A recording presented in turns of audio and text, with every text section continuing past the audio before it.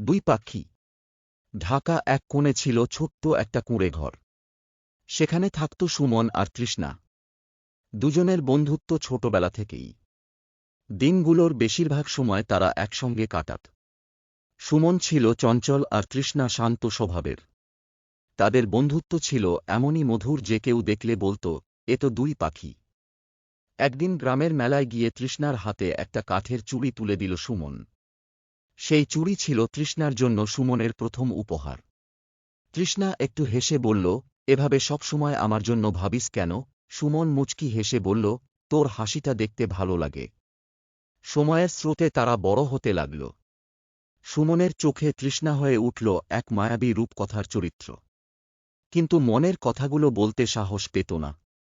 এরপর একদিন তৃষ্ণার জন্য প্রস্তাব আসে। বড় শহর থেকে এক উচ্চশিক্ষিত পাত্র। পরিবারের সবাই উৎসাহী। সুমনের মনে যেন বজ্রপাত হল। তৃষ্ণা এ বিষয়ে কিছু বলল না। কিন্তু সুমনের মুখে বিষাদের ছায়া স্পষ্ট। মেয়ের সম্মতি নেওয়ার জন্য বাবা তৃষ্ণাকে জিজ্ঞাসা করলেন। তৃষ্ণা চুপ। বাবা বললেন, তুমি কি কাউকে ভালোবাসো? তৃষ্ণা মাথা নেড়ে না বলল।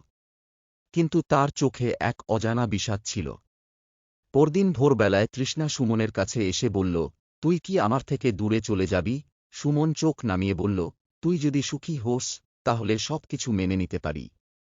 তৃষ্ণা মৃদু হেসে বলল, তুই বুঝিস না। তোর জন্যই আমি সবকিছু ছাড়তে পারি। সেই দিনের পর সুমন আর তৃষ্ণার গল্পটা শুরু হয় নতুনভাবে।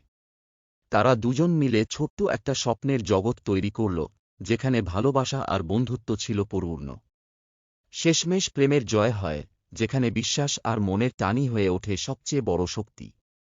দুই পাখির গল্পটি ভালো লাগলে আমাদের চ্যানেলটি সাবস্ক্রাইব করুন। ধন্যবাদ। আল্লাহ হাফেজ।